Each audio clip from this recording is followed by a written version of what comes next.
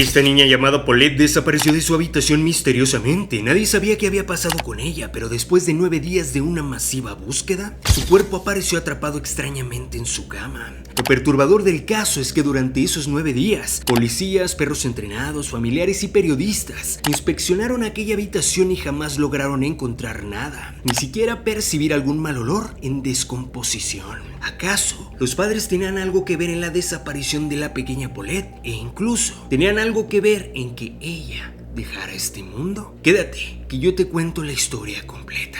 La noche del domingo 21 de marzo del 2010, Paulette llegó con su hermana y su padre en su casa ubicada en Huixquilucan, Estado de México, después de que los tres salieran a Valle de Bravo. La madre de las niñas esperaba su llegada para meterlas y prepararlas para dormir, y así fue como lo hizo. Esa noche fue el supuesto último día en que se vio a Paulette, pues durante la madrugada del lunes 22 de marzo, ella desaparecería misteriosamente. A la mañana siguiente, Erika, una de las nanas que trabajaba cuidando de las dos hermanas, fue a despertarla para llevarla a la escuela y fue ahí donde notó su desaparición. Inmediatamente notificó a su mamá, Lisette, lo que las llevó a iniciar una búsqueda en el edificio donde vivían. Su padre, Mauricio, notificó a su hermana de la desaparición de Paulette y después le informaría a las autoridades de Huixquilucan. Su familia buscó por todo el departamento y todo el edificio, pero Paulette nunca apareció. No hubo señales que dieran indicios de un robo o un secuestro. Las chapas de las puertas estaban intactas, así también como las ventanas y todos los accesos a la residencia. El complejo de viviendas tenía vigilancia, pero nadie había visto nada. Además de que Paulette no podía salir por sí sola, pues ella tenía una discapacidad motriz y del lenguaje. ¿Qué diablos era entonces lo que había pasado con la pequeña Paulette para desaparecer así como si nada de la noche a la mañana? Por la tarde, la Procuraduría General de Justicia del Estado de México difundió un cartel con una foto de Paulette y algunos datos sobre ella. También se le sumó la tía de Paulette, Arlette Fara, quien envió correos y subió la foto de la niña a las redes sociales, donde las noticias se difundieron con gran velocidad y los cibernautas desencadenaron una búsqueda masiva. Por la noche, Lisette Fara, la madre, le dejó un mensaje al presunto captor de su hija, creyendo que probablemente su hija había sido capturada, pidiendo que le devolvieran a su hija, que por favor la dejaran en un centro comercial o en un lugar abarrotado. Además de que mencionó en televisión que no habría represalias. En el video, Lisette no lloró, pero parecía nerviosa. Después de la notificación, distribuyó folletos con la cara de Paulette. Ordenó poner la imagen en espectaculares, anuncios en televisión y transporte público. El padre Mauricio Guevara también apareció en los medios pidiendo que le devolvieran a su hija. El caso se había vuelto muy mediático. Escaló hasta un punto en el que todo México era parte del día a día. Sin embargo, ocurriría algo que dejaría a todos impactados, pues los padres de Paulette habían pasado de ser las víctimas a convertirse en los principales sospechosos. Para el 29 de marzo, la Procuraduría General de Justicia del Estado de México comunicó que arraigaría a Mauricio Guevara, a Lisette Fara y a las hermanas Erika y Marta Casimiro, niñeras de Paulette, por falsedades e inconsistencias en las declaraciones. El 30 de marzo, los padres de Paulette pasaron unas horas en la Procuraduría Mexiquense y luego fueron trasladados a un hotel donde cumplirían su arraigo. Ese mismo día, los expertos de la unidad colocaron mantas en el hogar para llevar a cabo la reconstrucción de los eventos con la presencia de los padres. El caso lo seguían por todas partes y todos estaban esperanzados que Paulette apareciera con bien. Sin embargo, 9 días después de la desaparición de Paulette, ocurriría algo que dejaría a todos impactados y que sería un evento completamente inesperado y bastante, pero bastante misterioso. En la madrugada del 31 de marzo, el cuerpo de Paulette fue encontrado en su propia habitación, donde anteriormente los expertos ya habían entrado e investigado profundamente, e incluso con la ayuda de perros entrenados. Pero no solo eso, pues también la madre de Paulette había dado entrevistas ahí mismo. ¿Cómo era posible que encontraran a Paulette después de 9 días de su desaparición, en el lugar donde más se había investigado? Para la gran mayoría de las personas en su momento, e incluso hasta día de hoy, todo esto parece una completa locura. Y obviamente, esto podría ser bastante inverosímil para la investigación. Era bastante extraño haber encontrado a Paulette de esa forma, ya que además de todo lo mencionado, una mujer de nombre Amanda de la Rosa, quien era amiga de Lisette Farah, durmió durante 4 noches en la cama de Paulette. Incluso por esta razón, ella también fue considerada como sospechosa, para posteriormente ser detenida. Era inverosímil que nadie de todas las personas que estuvieran en esa habitación notara algo extraño. A pesar de que pensáramos que probablemente Paulette haya estado ahí en esa cama durante 9 días, era imposible que no expidiera algún olor pues a putrefacción, algún olor en estado de descomposición. Pues si es cierto, aquella niña, Paulette, ahí permaneció durante 9 días cuando ya no estaba en este mundo. Era ilógico pensarlo, era inverosímil pensar que aquella niña, Paulette Guevara, estuviera ahí desde que desapareció. Yo no sé ustedes, pero a mí esa historia yo no la compro.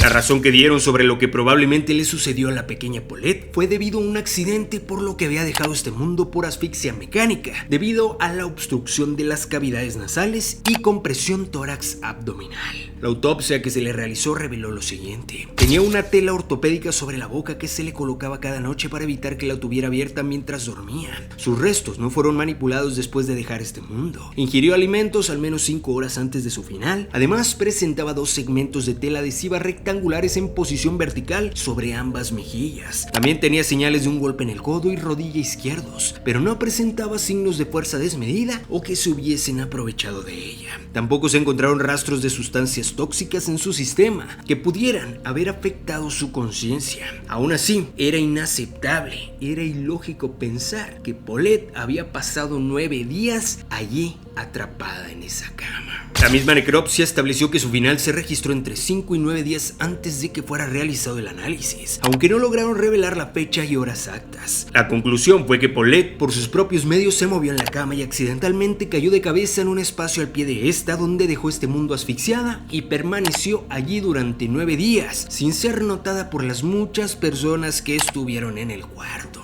El 3 de abril, la madre de Paulette inició un juicio de amparo contra el arraigo al afirmar que ella no había intervenido en los eventos que causaron el final de su hija. Por su parte, un hombre llamado Bas Bas, con ayuda de una psicóloga, determinaron que la señora Farah sufría el padecimiento de trastorno de personalidad. Esta conclusión fue hecha debido a sus constantes entrevistas en las cuales se mostraba tranquila, fría y distante, así como no verse afectada por la situación que en ese momento se encontraba viviendo, pues ella no lloraba ni reaccionaba como se espera que lo haga una madre al saber que ha perdido a su hija. Su comportamiento ante esta situación era tan alejado de la realidad que en su momento ella mencionó frente a las cámaras de televisión que probablemente comenzaría a creer que algún ovni vino por su hija. Sí, familia, ni me lo digan, una completa locura. Todo esto la llevó a convertirse en sujeto de acusación formal, volviéndose la principal sospechosa del caso. Para el día 4, un juez concedió la libertad de los padres y niñeras de Paulette. Mauricio salió del hotel donde estaba arraigado a las 10:20, Lisette a las 11 y las niñeras Erika y Marta al mediodía. Ninguno pudo salir del país porque las investigaciones continuaron. Para el día 5, en entrevistas separadas, los padres entraron en una batalla de acusaciones verbales. Lisette aseguraba que su marido la culpó de lo sucedido con Paulette, y Mauricio decía que el final de su hija no podía haber sido solo un accidente y que no iba a meter las manos al fuego por su esposa. Al día siguiente, el cuerpo de Paulette fue sepultado en el Panteón Francés de San Joaquín, localizado en Ciudad de México. El día 7, la familia Guevara le negó a Lisette ver a su otra hija, quien se había quedado con la familia de su padre desde días pasados. El 10 de mayo, el procurador general otorgó la custodia de la hermana de Paulette a su madre, quien había interpuesto una denuncia contra su esposo exigiendo la custodia de la niña. El día 26, Alberto Bas Bas renunció a su cargo como titular de la Procuraduría General de Justicia del Estado de México, diciendo que en una procuraduría necesita confianza para actuar con eficacia, y la dependencia a su cargo le había perdido los cuestionamientos de su actuación en la investigación del final de Paulette Guevara Farah. Sí, él se había deslindado de este caso. Erika y Marta Casimiro eran las nanas que trabajaban con la familia para cuidar a Paulette. Ellas aseguraron que el cuerpo de la niña no estuvo en su habitación desde el día en que desapareció. Ambas mujeres dijeron que Paulette nunca se cayó de la cama y que era imposible que haya estado debajo del colchón desde el 22 de marzo. cuando sus padres reportaron su desaparición. Además, durante la grabación de una nota para la televisión, se logró captar un audio donde Lisette Farah, la madre, le dice lo que tiene que decir su hija mayor ante las cámaras de televisión. Te dejo a continuación el audio. Estamos muy tristes porque mi mamá se separó. ¿Por qué, mamá? Es todo lo que tienen que decir, mamita, porque si no se empiezan a malinterpretar las cosas, nos pueden acusar de que nosotros nos robamos o que tú la empujaste afuera para perderla, pues mejor no digas todo, ¿ok? Porque no sabemos nada. Después de esto, Lisette Farah negó esto diciendo que la grabación había sido editada para que sonara como si ella estuviera diciéndole a su hija que ocultara información. Sin embargo, más tarde aceptó que estas fueron las palabras que le dijo a su hija, argumentando que sí había dicho eso, pero no en el contexto en que había sido mostrado. Lisette fue criticada y se vio envuelta en controversia durante el caso para no verse afectada con la desaparición de su hija, haciendo comentarios fuera de lugar, además de dar entrevistas en las que se mostraba triste y llorando. Pero en realidad, muchas personas mencionaban que parecía que solamente estaba actuando. Tras la conclusión del caso en el 2012, Lisette volvió a ser criticada cuando se difundieron fotografías en las que se le veían fiestas conviviendo con algunas de sus amistades, sin mostrarse dolida por el final de su hija. La misma Lisette, después de todo el caso tan controversial, pidió al gobierno una suma de más de 500 millones de pesos como compensación por las acusaciones que se le hicieron en la inmediatez del caso. Esto argumentando que su vida se había arruinado por todo lo que se había dicho de ella.